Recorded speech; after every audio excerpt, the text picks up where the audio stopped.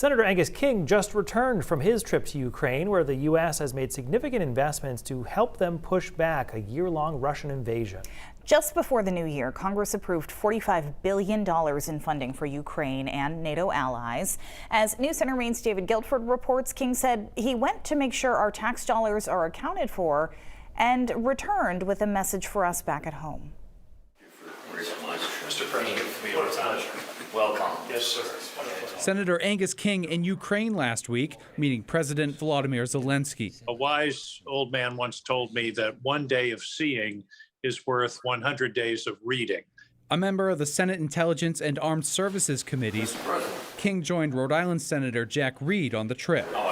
I'm well. Back in the U.S. on Monday, King told reporters it's reasonable for Americans to want to know where their tax dollars are going. Your money is not charity. He said he saw how Ukraine and the Pentagon are tracking every spare part and dollar and felt reassured by Zelenskyy that nothing is wasted. I said, if there's a scandal involving the misuse of these resources, that will jeopardize any additional resources flowing. He understood that.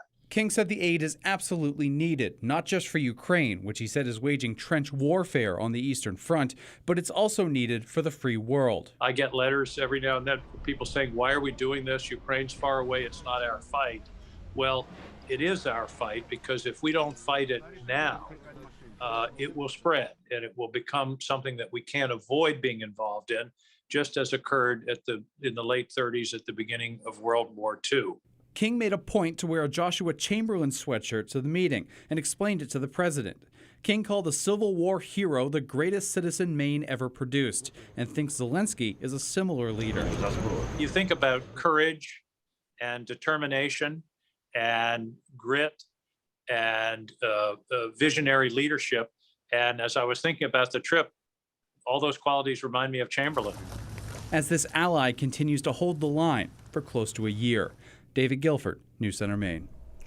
And we asked Senator King how concerned he was about American-made weapons killing Russians. He said Putin sees every action of defense as an escalation, but that the U.S. administration has been careful to send missiles and vehicles that defend Ukrainian territory but can't be used in an assault into Russia.